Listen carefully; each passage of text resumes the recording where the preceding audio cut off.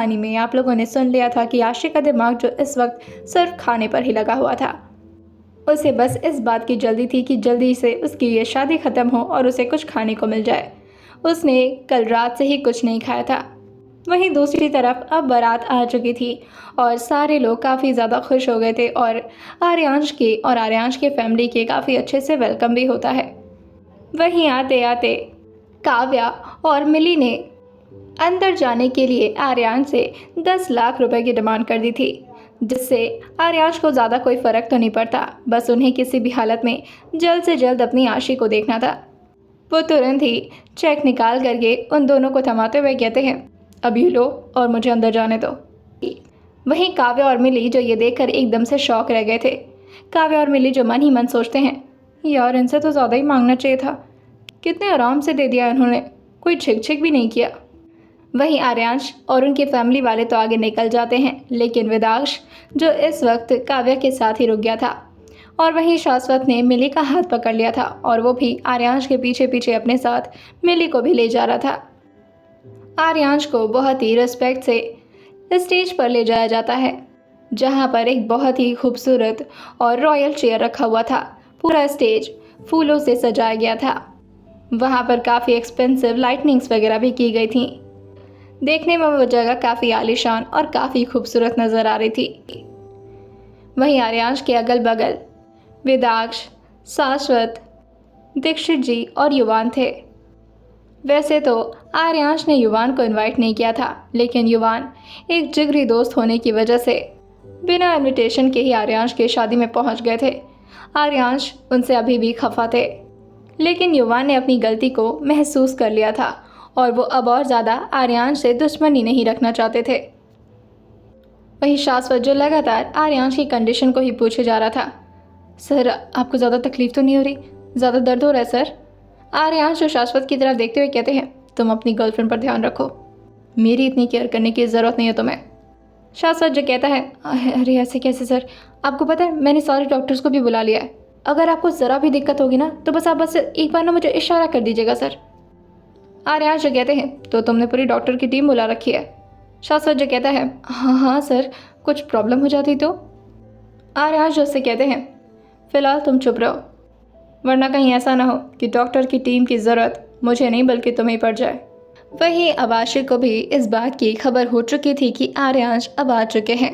आशी जो खुद से ही कहती है, चलो बढ़िया है, कम से कम जल्दी आए तो सही, अब जल्दी से ये शादी वादी निपटे, उसके बाद से मैं ज़्यादा से ज़्यादा खाना खाऊं, कितनी भूख लग रही है मुझे। कि तभी सुरभि जी जो अंदर आते हुए कहते हैं, हो गया तुम्हारा नाटक, चलो अब। आशी जो कहती है, नाटक नहीं कर रही हूँ मैं, जल्दी चलिए। सुरभि जी जो कहती हैं, अरे अरे बेटा आराम से। आशी जो कहती है, आराम से तो चल रही हूँ मम्मी। चल, जैसे दुल्हन की चाल में वो नज़ाकत और वो हल्की सी घबराहट और शर्माहट होती है, उसमें तो वो कुछ भी नज़र नहीं आ रहा था। आशी की एंट्री बिल्कुल ही अलग होने वाली थी। आशी जो सीढ़ियों से जल्दी जल्दी नीचे उतरती है, वो अपने लहंगे को संभालने में ही थोड़ा बहुत रुक जा रही थी, वरना उसके कदम तो इतने ज़्यादा फास्ट चल रहे थे कि बाकी के पीछे के सारे लोग काफ़ी ज़्यादा ही पीछे छूट रहे थे। सुरभि जी बार बार उसके हाथ को पकड़ते हुए कहती हैं, आशी आराम से। कि तभी काव्या और मिली भी आशी के लिए आ जाते हैं और उसके बगल में आ करके उसके साथ चलने लगते हैं। काव्या जो आशी से कहती है, तेरी क्या कोई ट्रेन छूट रही है मैडम, इतना जल्दी जल्दी क्या भाग रही है? अरे हम समझ रहे हैं कि तुझे शादी करने की बहुत ज़्यादा जल्दी मची है, मगर थोड़ा सा तो सब्र कर ले, देख कितने सारे लोग तुझे देख रहे हैं। आशी जो कहती है, एक तो इतना भारी भारी लहंगा पहना दिया मुझे, ऊपर से ये 25 किलो का ये जेवर पहना दिया और ऊपर से कह रहे हो कि धीरे चलूँ। अरे जल्दी से जा कर के बैठना है और सारे ये काम धाम निपटा करके फिर मुझे इसे उतारना भी तो है ना। आशी को इन सारे कपड़ों से बहुत ही ज़्यादा एलर्जी होती थी। उसे तो चुभने वाले कपड़े बचपन से ही नहीं पसंद थे। वो काफ़ी ज़्यादा कंफर्टेबल में रहना पसंद करती थी। उसे स्टाइल से ज़्यादा कंफर्ट पसंद था।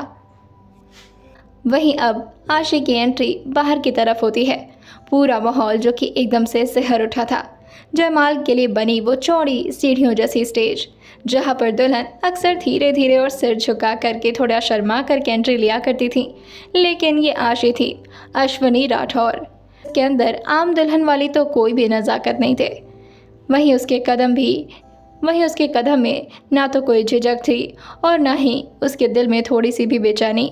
बस था तो उसकी आंखों में सिर्फ एक चमक, वो भी इस बात का कि वो जल्द से जल्द शादी को कंप्लीट करे और आराम से इन सारे जेवर जहरात को निकाल करके फिर से अपने नॉर्मल कपड़े में आकर के यहाँ के बने सारे डिशेस को एक एक करके चखे। मिली भी उससे कहती है, सामने इतने अच्छे अच्छे फ़ोटो शूट हो रहे हैं, थोड़ा धीरे चलेगी तभी तो अच्छे अच्छे फ़ोटोज़ आएंगे ना मैडम। वहीं आशी जो उसे घूर कर देखते हुए कहती है, तुम लोग खिंचवा लो अपने फ़ोटोज़, मुझे जल्दी जल्दी जाना है। वही विदाश भी आर्यांश की तरफ देखते हुए कहता है, भाई भाभी तो कुछ ज़्यादा एक्साइटेड लग रही हैं। आर्यांश की भी नज़र जैसे ही आशी पर गई थी, उनकी आंखें एकदम से थम सी गई थी, जैसे वो अपनी पलकें झपकाना ही भूल चुके हों। आशी की एंट्री को और ज़्यादा रॉयल बनाते हुए रास्ते के दोनों तरफ अनार की जलती फुलझड़ियाँ लगाई गई थीं, जिनसे उठती चिंगारियाँ बार बार अंधेरे में उजाला कर रही थी। वो चिंगारियाँ जैसे रात के सन्नाटे को चीरती हुई उसके हर कदम का स्वागत कर रही हों। वहीं आसपास के लोग जो कि काफ़ी ज़्यादा म्यूज़िक को और आशी की एंट्री को एंजॉय कर रहे थे, लेकिन जैसा एक्सपेक्टेशन बाकी लोगों ने किया था, आशी की एंट्री उससे काफ़ी अलग होती है। वो फुलझड़ियाँ बाद में जल रही थीं, उससे पहले ही आशी उस स्टेज से आती है और वहीं सीढ़ियाँ चढ़ते हुए ऊपर की तरफ आने लगती है। हर कोई बस उसी को देख रहा था, लड़के लड़कियां, बुजुर्ग, इवन जितने भी लोग आशी से पिटे थे, वो भी यहाँ पर आकर के आशी को दुल्हन बनता देखना चाहते थे। किसी को भी उम्मीद नहीं थी कि आशी अपनी शादी के दिन इतनी भी खूबसूरत लग सकती है। और वहीं आर्यांश की तो बात ही अलग थी। उनकी नज़रें तो जैसे उस पर अटक सी गई हों। वो एक टक उसे इस तरह देख रहे थे जैसे अगर वो अपनी पलकें भी झपकाएंगे तो आशी उनकी आंखों से कहीं दूर ना चली जाए। आशी की इस वक्त बचकानी हरकतों को नोटिस करते हुए आर्यांश के चेहरे पर एक हल्की सी मुस्कान तैर जाती है। जहां आर्यांश आशी को देख करके काफ़ी ज़्यादा इमोशनल और काफ़ी ज़्यादा लविंग महसूस कर रहे थे, वहीं आशी के चेहरे पर बिल्कुल बेफिक्री थी। वहीं अब बारी आशी के सीढ़ियां चढ़ने की थी। वो पूरे बेफिक्री के मूड में अपने लहंगे को थोड़ा ऊपर की तरफ उठाती है और बस सीढ़ियों को चढ़ना शुरू कर देती है। उसके दिमाग में तो बस इस वक्त एक ही चीज़ चल रही थी कि जल्द से जल्द उसे ये शादी को ख़त्म करना है और फिर अपने खाने पर आराम से टूटना है। वहीं आर्यांश भी अपनी जगह से तुरंत ही खड़े होते हैं और आशी की तरफ अपने एक हाथ को बढ़ा देते हैं। उनके लेफ्ट हैंड की साइड में अभी भी काफ़ी पेन हो रहा था, जिसकी वजह से वो अपनी राइट हैंड को आशी की तरफ बढ़ाते हैं और वहीं अपने चेहरे को हल्का सा उसके सामने झुकाते हुए एक हल्की सी स्माइल भी पास करते हैं। वहीं अचानक से आशी आर्यांश का हाथ देखकर उनकी तरफ अपने चेहरे को उठाते हुए कहती है, ये क्या है? आर्यांश उससे कहते हैं, पकड़ो इसे। आशी जो कहती है, क्यों पकड़ूं? आर्यांश जो कहते हैं, क्योंकि अब तुम्हें मेरा हाथ ही पकड़ करके चलना पड़ेगा। आशी जो कहती है, इसकी कोई ज़रूरत नहीं पड़ेगी मुझे, मैं अकेले चलना जानती हूँ और वैसे भी चलना तो मैंने 1 साल में ही सीख लिया था। आर्यांश उससे कहते हैं, तुम इतनी अनरोमांटिक कैसे हो सकती हो? आशी जो कहती है, जैसी हूँ वैसे ही एडजस्ट करना पड़ेगा और ये सब फालतू ड्रामा मुझे पसंद नहीं है, हटिए। लेकिन तभी पीछे से सुरभि जी जो कहती हैं, आशी ये क्या तरीका है? वहीं काव्या और मिली भी उसे समझाते कहती हैं, कम ऑन, तेरा फोटो शूट हो रहा है, यहाँ पर झगड़ा क्यों कर रही है? इतने रोमांटिक तरीके से जीजू तुझे अपना हाथ दे रहे हैं, पकड़ लेना। आशी जो एक बार आर्यांश की तरफ देखती है और फिर थोड़ा मुंह बनाते हुए कहती है, जब तक नहीं पकड़ूंगी ये लोग तो ऊपर भी नहीं जाने देंगे। बोलते हुए वो थोड़ा मुंह बना करके अपने एक हाथ को अपने लहंगे से हटा करके आर्यांश के हाथ की तरफ कर देती है और अपने हाथ को आर्यांश के हाथ में देते हुए कहती है, चलिए ले लीजिए हाथ। आर्यांश जो कहते हैं, सिर्फ हाथ क्यों, मैं तो पूरा का पूरा तुम्हें लेकर जाऊंगा। आशी जो कहती है, बहुत डायलॉगबाजी कर रहे हैं आप। वहीं वो जैसे ही ऊपर चढ़ने वाली होती है कि तभी सारे कैमरामैन जो आशी को रोकते हुए कहते हैं, ma'am ma'am ma'am ma'am please ma'am थोड़ा वेट करिए मैम। आशी जो कहती है, वेट नहीं हो रहा मुझसे। जैसे ही आशी ने ये काफ़ी तेज टोन में बोला था, आसपास के सारे लोग, जितने लोगों ने भी ये बात सुनी थी, वो काफ़ी ज़्यादा हंसने लगे थे। कुछ लोग अपने मुंह दबाकर हंस रहे थे तो कुछ लोग थोड़ा शर्माते हुए। आशी को समझ नहीं आ रहा था कि आखिर उसने इतना भी क्या गलत बोल दिया है। आशी जो आर्यांश के साथ उसी तरह से थोड़ा देर वहीं खड़ी रहती है, लेकिन अब उसे और ज़्यादा वेट नहीं होता, जिसकी वजह से वो आर्यांश के साथ ही अपने लहंगे को उठाते हुए ऊपर की तरफ आ जाती है और आशी की हाइट जो सिर्फ आर्यांश के चिन तक ही आती थी। वो जैसे ही आर्यांश के ठीक सामने आई थी, कैमरामैन जो तुरंत ही आर्यांश को उसी पोजीशन में रुकने के लिए कहते हैं और वहीं आशीष से भी कहते हैं, मैम बस उसी पोजीशन में आप खड़े रहिएगा, बहुत अच्छी फोटो आ रही मैम, आप दोनों एकदम एस्थेटिक कपल लग रहे हो। आशीष जो तुरंत ही अपने चेहरे को दूसरी तरफ मोड़ते हुए उस कैमरामैन को घूरते हुए कहती है, क्या चाहते हो, भूख से मर जाऊं मैं। और ये बोल करके वो मम्मी की तरफ देखते हुए कहती है, मम्मी यार बाकी की रस्म भी कराओ ना जल्दी जल्दी। सुरभि जी जो कहती हैं, बेटा तुम आराम से कोई काम क्यों नहीं कर सकती, शादी के दिन भी बच्चों की तरह हरकत कर रही हो तुम। आशी जो कहती है, हाँ तो खाना पहले दे देना था ना मुझे, आपको पता है आर्यन जी इन्होंने मुझे खाना ही नहीं दिया है। आर्यांश जैसे ही आशी के मुंह से सुनते हैं उन करके आर्यांश भी अपने चेहरे पर थोड़ी सिंपैथी वाले एक्सप्रेशन बनाते हुए कहते हैं, ओ भूख लगी है। आशी जो कहती है, बहुत जोर की भूख लगी है। आर्यांश उससे कहते हैं, डोंट वरी मैं अपने हाथ से तुम्हें खिलाऊंगा। आशी जो कहती है, उसकी ज़रूरत नहीं है, इतना वेट नहीं होगा मुझसे, मैं तो जल्दी जल्दी खाऊंगी। आर्यांश जो कहते हैं, तुमने अपने हाथों में कितने सारे ज्वेलरीज पहन रखे हैं, तुमको लगता है कि इसके बाद तुम अपने हाथों से खा पाओगी। आशी जो कहती है, अरे हाँ, और फिर वो सारे अपने हाथ के ज्वेलरीज को देखते हुए कहती है, भर भर के तो अंगूठियाँ पहना दी हैं। वही आर्यांश जो आशी के हाथ की तरफ देखते हुए कहते हैं, अब तक मेरी अंगूठी ऐसे ही पहनी हुई हो। आशी जो कहती है, गलती से पहन ली थी और फिर ये निकलती ही नहीं है मुझसे, क्या करूं। आर्यांश जो कहते हैं, बहाना अच्छा है वैसे। आशी जो अपने चेहरे को आर्यांश की तरफ मोड़ते हुए कहती है, आपको लग रहा है कि मैं बहाना कर रही हूँ। इस वक्त आशी जो कि आर्यांश के ठीक बगल में ही खड़ी थी, वहीं साथ ही बहुत सारे मीडियाज और कैमरामैन जो कि उनके इस खूबसूरत मोमेंट को कैमरे में कैप्चर कर रहे थे। वहीं थोड़ा देर इसी तरह से खड़े रहने के बाद अब आर्यांश के परिवार के लोग जो कि स्टेज पर आने लगे थे और वहीं आशी की भी फैमिली मेम्बर्स। अब वक्त जयमाल का था। आर्यांश के हाथ में फूल का माला दिया जाता है और वहीं आशी के हाथ में भी।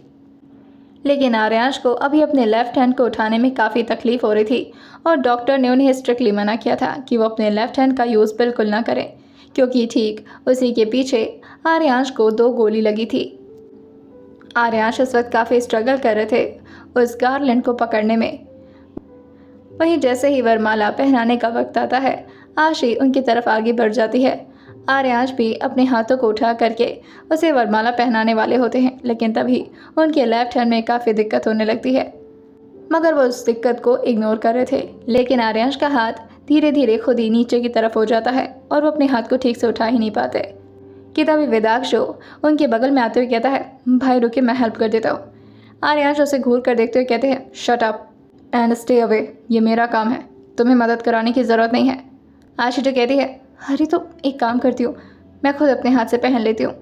और ये बोल करके वो आर्यांश की मदद कराने लगती है, लेकिन आर्यांश उसको भी रोकते हुए कहते हैं, मैं खुद अपने हाथ से पहनाऊँगा और मैं इस मोमेंट को ख़राब नहीं होने देना चाहता। आशी जो कहती है, मगर आपको दर्द होगा ना। आर्यांश उससे कहते हैं, इतने खूबसूरत मोमेंट के लिए अगर मुझे थोड़ी तकलीफ भी सहनी पड़ती है तब भी इट्स फाइन फॉर मी। और अब तो तुम मुझे मिल रही हो, इससे ज़्यादा खुशी मेरे लिए और क्या हो सकती है। और कुछ खुशियों के लिए छोटे मोटे तकलीफ सहने पड़ते हैं।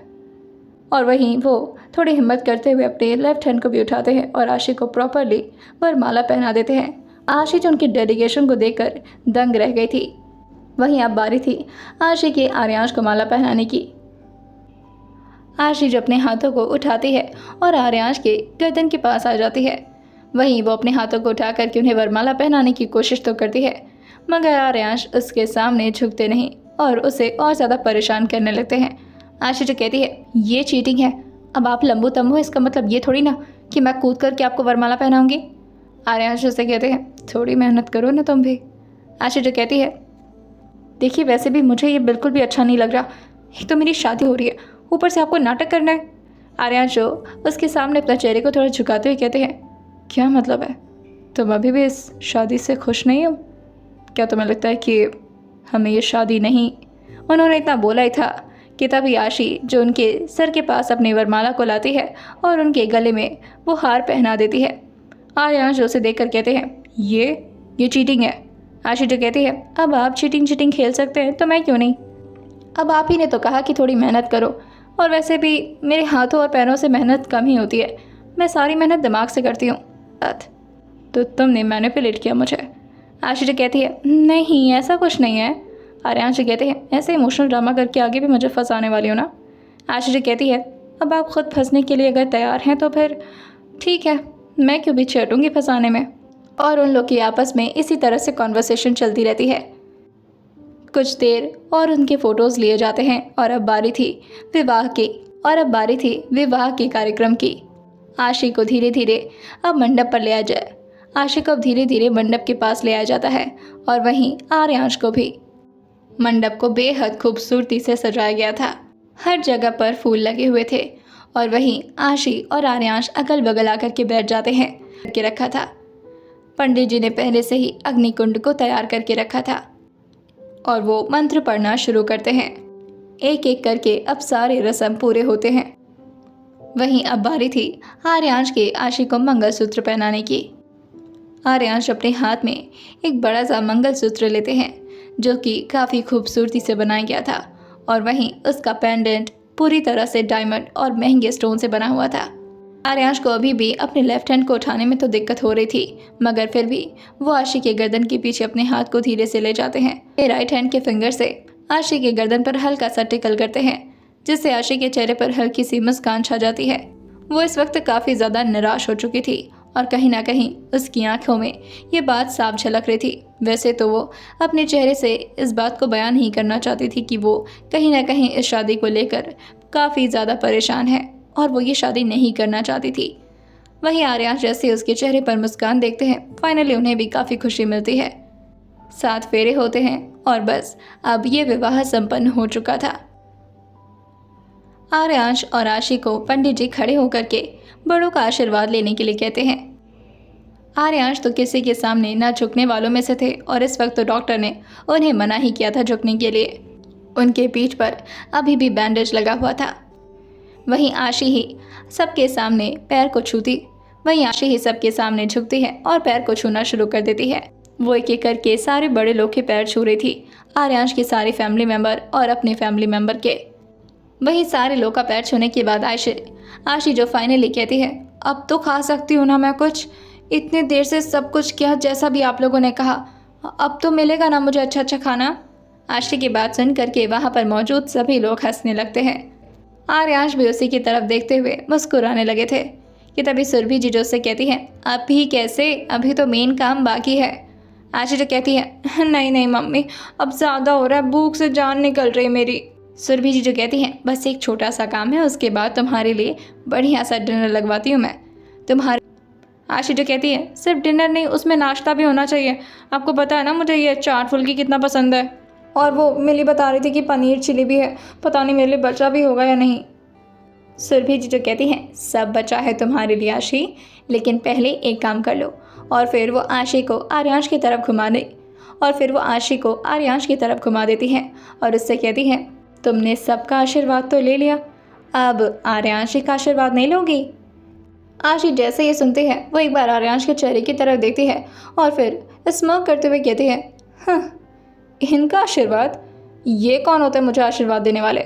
मुझे नहीं लगता कि मुझे इनसे आशीर्वाद लेने की ज़रूरत है ना? हाँ, मगर इनसे दिमाग लेने की ज़रूरत ज़रूर है, इनका दिमाग बहुत तेज़ है। सुरभि जी कहती हैं, मैं मजाक नहीं कर रही हूँ बेटा, पैर छुओ। आशी जो कहती है, आप सीरियसली बोल रहे हो? सुरभि जी जो कहती हैं, हाँ मैं सीरियसली बोल रही हूँ, पैर छुओ बेटा। आशी जो कहती है, मम्मी पर मैं इनके पैर क्यों छूऊं? ये तो मेरे हस्बैंड, मतलब ज़बरदस्ती के हस्बैंड है, लेकिन हैं तो हस्बैंड ही ना। सुरभि जी जो कहती हैं, बकवास मत करो आशी, हस्बैंड की इज्जत करना होता है, उनसे प्यार करना होता है। आशी जो कहती है, इसका मतलब कि मैं इनसे छोटी हूँ, इनका औहदा मुझसे बड़ा है आपके हिसाब से? सुरभि जी जो कहती हैं, कितना जिद करती हूँ आशी, पैर छू लो वरना खाना नहीं मिलेगा। आशी जो कहती है, ये चीटिंग करती हो आप लोग ऐसे ही मतलब टॉर्चर कर देते हो यार, मुझे छू रही हूँ मैं, लेकिन सिर्फ खाने के लिए, हाँ, इनकी इज्जत नहीं करती मैं। और ये बोल करके वो अपने दोनों हाथ को आर्यांश के पैर की तरफ ले जाती है, लेकिन आर्यांश ऐसा भला होने कैसे दे सकते थे? आशी अभी अपने हाथों से आर्यांश के पैरों को टच करती, उससे पहले ही आर्यांश उनके हाथों को अपने हाथों में लेते हैं और थोड़ा झुकते हुए और फिर आशी के हाथों पर अपने होठों को रख करके उसे चूमते हुए उसके हाथ से ही अपने माथे को टेक लगाते हुए कहते हैं, मैं झुक नहीं सकता इस वक्त, वरना प्रॉब्लम हो जाएगी और ब्लीडिंग भी स्टार्ट हो सकती है। आशीर्वाद तो मैं तुमसे लेता। जैसे आशी ये सुनती है वो बड़ी बड़ी आंखें करते हुए कहती है, ये कौन सा मजाक है? आर्यांश कहते हैं, मजाक नहीं है, ये सच है। वैसे भी तुम्हारा ओहदा मुझसे बहुत बड़ा है आशी, तुम मेरी बीवी बन चुकी हो। आशी जैसे ही सुनती है वो एकदम से अपनी भौंहों को चढ़ाते हुए कहती है, आपने नशा किया है क्या आने से पहले? आर्यांश जो कहते हैं, शट अप। जब तुम्हारी जैसी इतनी बॉम्ब फटाकर ड्रग्स मेरे सामने खड़ी हो तो मुझे किसी और चीज़ की नशा करने का क्या ज़रूरत है? आशी जो कहती है, बड़े romantic plus naughty plus dark हो रहे हैं आप तो। वैसे हाथ छोड़िए, मुझे खाना खाना है। आर्यांश कहते हैं, तुम्हें मेहनत करने की ज़रूरत नहीं है, मैं अपने हाथों से खिला दूंगा। आर्यांश की इतनी डीप वॉइस सुन करके आशी का तो दिमाग एकदम से उसके शरीर से भागने ही वाला होता है, लेकिन फिर वो झटके से अपने सिर को हिलाते हुए कहती है, आशी कंट्रोल योरसेल्फ। पगला तो नहीं गई है ना तू? तुझे याद है ना कि तू क्या चीज़ है? और ये तो ऐसी बातें करेंगे ही, तुझे फंसा जो लिया है और बाजी भी तो मार लिया ना। लेकिन तू पुरानी वाली आशी बनकर ही रहेगी, इनकी अश्विनी बनने की ज़रूरत तो बिल्कुल नहीं है। वहीं अब फाइनली वो वक्त आ जाता है जब आशी की सारी मनोकामना पूरी होने वाली थी। मतलब उसके सारे फेवरेट डिशेस अब उसके सामने रख दिए गए थे। आशी जैसे इतने सारे खाने को अपने सामने देखती है वो एकदम से खुश होते हुए कहती है, इससे कहते हैं ज़िंदगी जीना। मुझे तो लगा था कि आज मुझे खाने ही नहीं मिलेगा। और ये बोल करके वो बस खाने पर टूट पड़ती है। आर्यांश उसे तुरंत ही रोकते हुए कहते हैं, तुम हाथ मत लगा, मैं खिलाता हूँ। आशी जो कहती है, पर आर्यांश कहते हैं, शट अप, मैं खिला रहा हूँ ना।